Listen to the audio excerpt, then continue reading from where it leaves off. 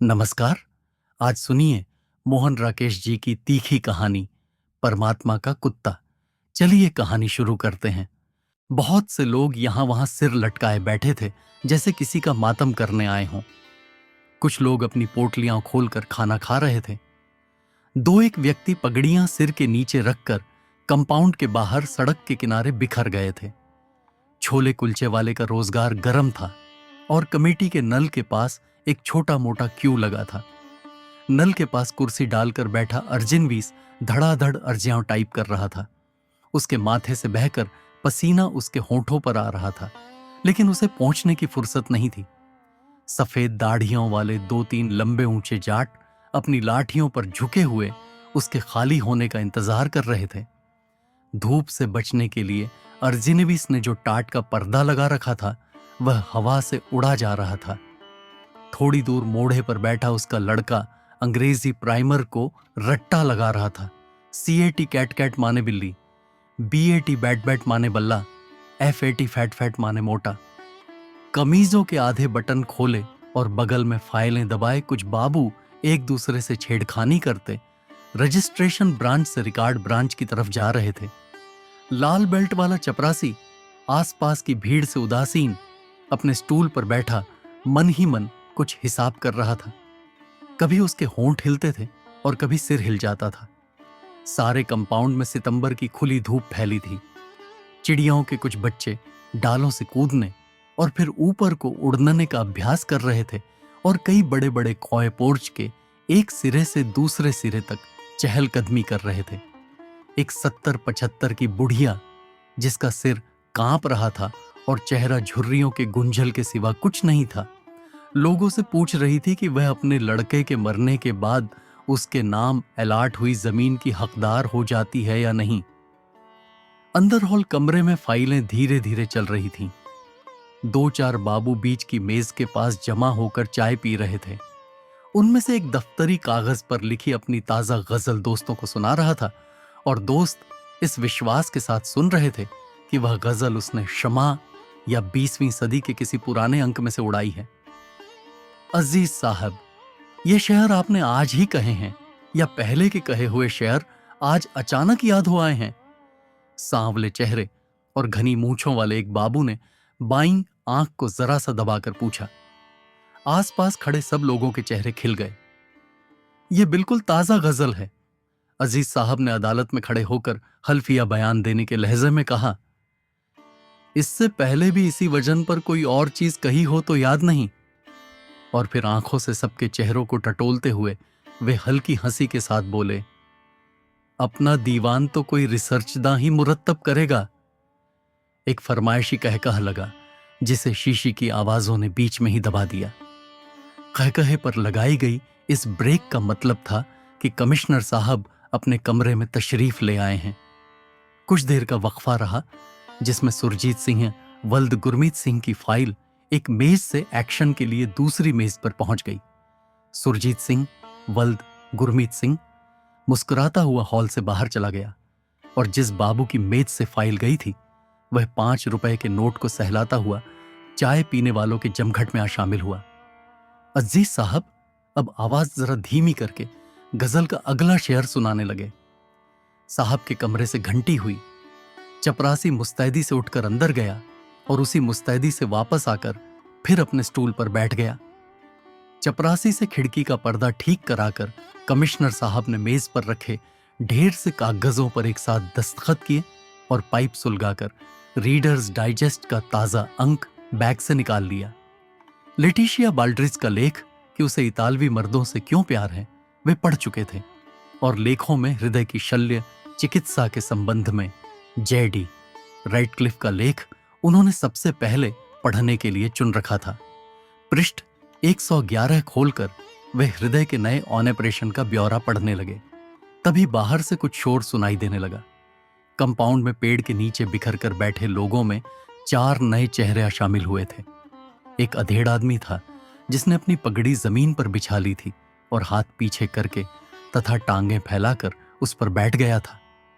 पगड़ी के सिरे की तरफ उससे जरा बड़ी उम्र की एक स्त्री और एक जवान लड़की बैठी थी और उनके पास खड़ा एक दुबला सा लड़का आसपास की हर चीज को घूरती नजर से देख रहा था। अधेड़ मर्द की फैली हुई टांगें धीरे धीरे पूरी खुल गई थीं और आवाज इतनी ऊंची हो गई थी कि कंपाउंड के बाहर से भी बहुत से लोगों का ध्यान उसकी तरफ खींच गया था। वह बोलता हुआ साथ अपने घुटने पर हाथ मार रहा था। सरकार वक़्त ले रही है। 10-5 साल में सरकार फैसला करेगी कि अर्जी मंजूर होनी चाहिए या नहीं। सालो, यमराज भी तो हमारा वक़्त गिन रहा है। उधर वह वक़्त पूरा होगा और इधर तुमसे पता चलेगा कि हमारी अर्जी मंजूर हो गई है। चपरासी की टांगें जमीन पर पुख्ता हो गईं और वह सीधा खड़ा हो गया। कंपाउंड में बिखर कर बैठे और लेटे हुए लोग अपनी अपनी जगह पर कस गए। कई लोग उस पेड़ के पास आ जमा हुए। 2 साल से अर्जी दे रखी है कि सालो, जमीन के नाम पर तुमने मुझे जो गडीढ़ा अलाट कर दिया है उसकी जगह कोई दूसरी जमीन दो, मगर 2 साल से अर्जी यहां के 2 कमरे ही पार नहीं कर पाई। वह आदमी अब जैसे एक मजमे में बैठकर तकरीर करने लगा। इस कमरे से उस कमरे में अर्जी के जाने में वक्त लगता है, इस मेज से उस मेज तक जाने में भी वक्त लगता है। सरकार वक्त ले रही है। लो, मैं आ गया हूं आज यहीं पर अपना सारा घर बार लेकर। ले लो जितना वक्त तुम्हें लेना है। 7 साल की भूखमरी के बाद सालों ने जमीन दी है मुझे 100 मरले का गडीढ़ा। उसमें क्या मैं बाप दादों की अस्थियां गाड़ूंगा? अर्जी दी थी कि मुझे 100 मरले की जगह 50 मरले दे दी, लेकिन जमीन तो दो। मगर अर्जी 2 साल से वक्त ले रही है। मैं भूखा मर रहा हूं और अर्जी वक्त ले रही है। चपरासी अपने हथियार लिए हुए आगे आया, माथे पर त्योरियां और आंखों में क्रोध। आसपास की भीड़ को हटाता हुआ वह उसके पास आ गया। ए मिस्टर, चल हियां से बाहर, उसने हथियारों की पूरी चोट के साथ कहा। चल उठ। मिस्टर आज यहां से नहीं उठ सकता। वह आदमी अपनी टांगें थोड़ी और चौड़ी करके बोला। मिस्टर आज यहां का बादशाह है। पहले मिस्टर देश के बेताज बादशाहों की जय बुलाता था, अब वह किसी की जय नहीं बुलाता। अब वह खुद यहां का बादशाह है, बेलाज बादशाह। उसे कोई लाज शर्म नहीं है, उस पर किसी का हुक्म नहीं चलता। समझे चपरासी बादशाह? अभी तुझे पता चल जाएगा कि तुझ पर किसी का हुक्म चलता है या नहीं। चपरासी बादशाह और गर्म हुआ। अभी पुलिस के सुपुर्द कर दिया जाएगा तो तेरी सारी बादशाही निकल जाएगी। हाँ हाँ हाँ, बेलाज बादशाह हंसा। तेरी पुलिस मेरी बादशाही निकालेगी? तू बुला पुलिस को। मैं पुलिस के सामने नंगा हो जाऊंगा और कहूंगा कि निकालो मेरी बादशाही। हम में से किस किस की बादशाही निकालेगी पुलिस? ये मेरे साथ 3 बादशाह और हैं।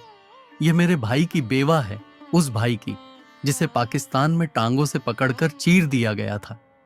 ये मेरे भाई का लड़का है जो अभी से तपेदिक का मरीज है, और ये मेरे भाई की लड़की है जो अब ब्याहने लायक हो गई है।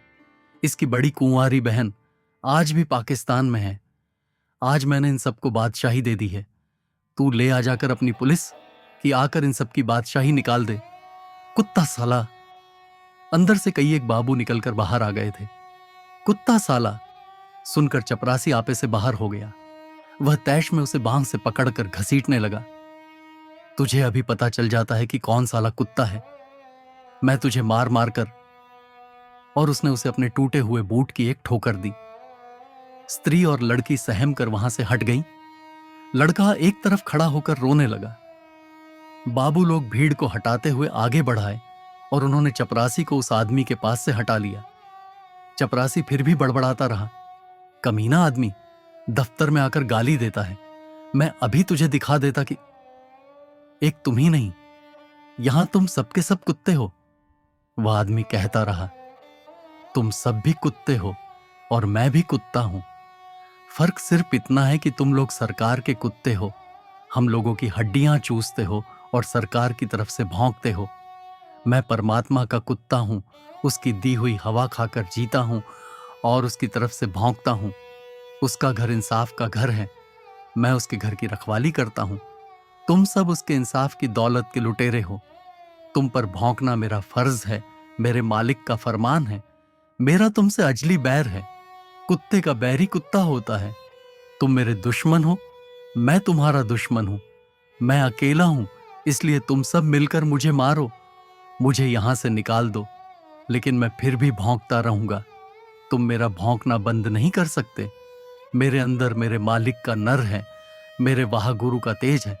मुझे जहां बंद कर दोगे मैं वहां भौंकूंगा और भौंक भौंक कर तुम सबके कान फाड़ दूंगा।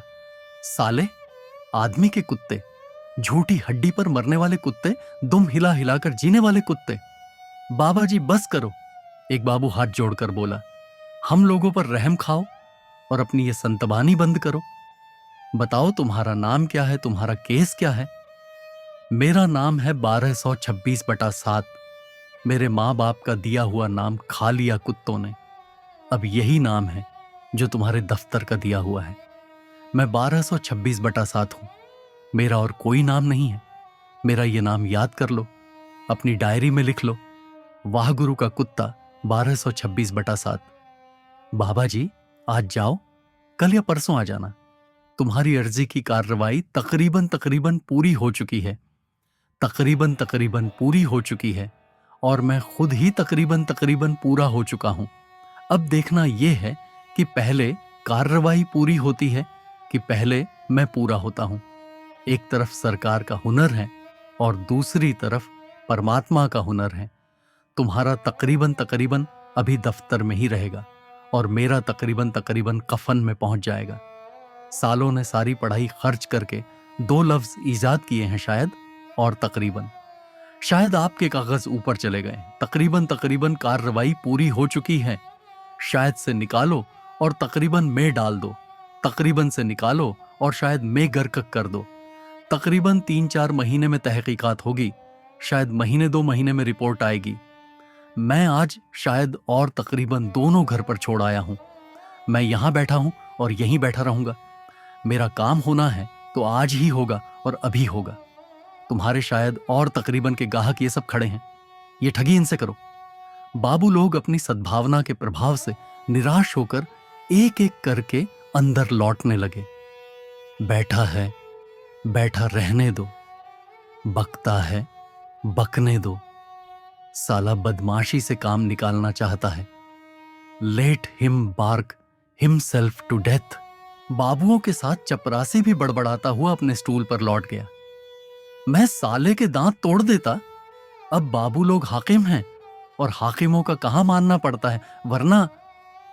अरे बाबा, शांति से काम ले। यहां मिन्नत चलती है, पैसा चलता है, धौंस नहीं चलती। भीड़ में से कोई उसे समझाने लगा। वह आदमी उठकर खड़ा हो गया। मगर परमात्मा का हुक्म हर जगह चलता है। वह अपनी कमीज उतारता हुआ बोला। और परमात्मा के हुक्म से आज बेलाज बादशाह नंगा होकर कमिश्नर साहब के कमरे में जाएगा। आज वह नंगी पीठ पर साहब के डंडे खाएगा। आज वह बूटों की ठोकरें खाकर प्राण देगा। लेकिन वह किसी की मिन्नत नहीं करेगा, किसी को पैसा नहीं चढ़ाएगा, किसी की पूजा नहीं करेगा। जो वाह गुरु की पूजा करता है वह और किसी की पूजा नहीं कर सकता। तो वाह गुरु का नाम लेकर और इससे पहले कि वह अपने कहे को किए में परिणत करता, 2-1 आदमियों ने बढ़कर तहम्मद की गांठ पर रखे उसके हाथ को पकड़ लिया। बेलाज बादशाह अपना हाथ छुड़ाने के लिए संघर्ष करने लगा। मुझे जाकर पूछने दो कि क्या महात्मा गांधी ने इसीलिए इन्हें आजादी दिलाई थी कि ये आजादी के साथ इस तरह संभोग करें, उसकी मिट्टी खराब करें, उसके नाम पर कलंक लगाएं, उसे टके टके की फाइलों में बांधकर जलील करें, लोगों के दिलों में उसके लिए नफरत पैदा करें। इंसान के तन पर कपड़े देखकर बात इन लोगों की समझ में नहीं आती।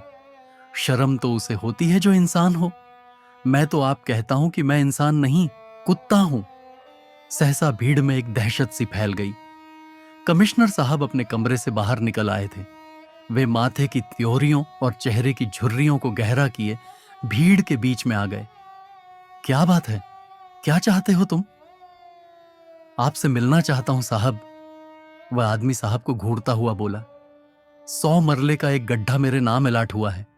वह गड्ढा आपको वापस करना चाहता हूं ताकि सरकार उसमें एक तालाब बनवा दे और अफसर लोग शाम को वहां जाकर मछलियां मारा करें।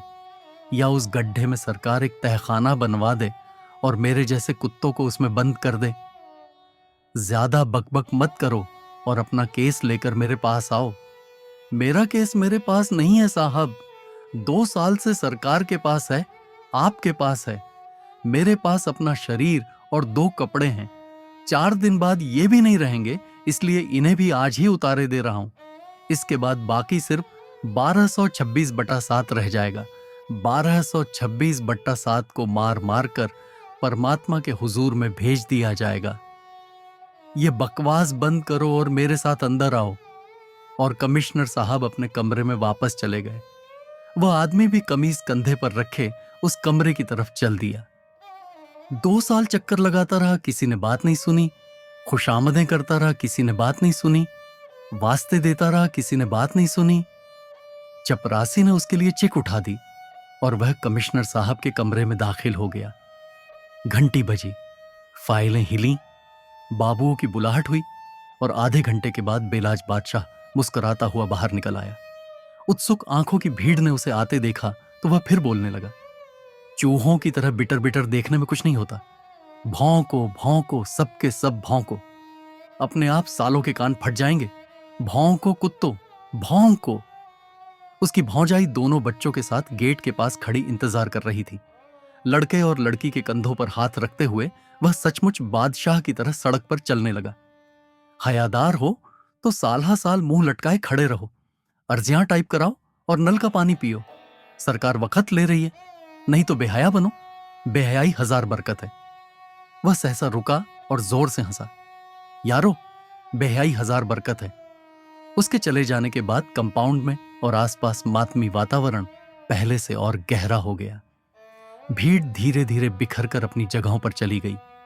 चपरासी की टांगें फिर स्टूल पर झूलने लगी। सामने के कैंटीन का लड़का बाबुओं के कमरे में एक सेट चाय ले गया। अर्जिनविस की मशीन चलने लगी और टिक टिक की आवाज के साथ उसका लड़का फिर अपना सबक दोहराने लगा। PEN पेन पेन माने कलम, HEN हेन हेन माने मुर्गी, DEN डेंडन माने अंधेरी गुफा। अगर आपको यह कहानी पसंद आई हो तो वीडियो को लाइक करें और चैनल को सब्सक्राइब करना न भूलें। धन्यवाद।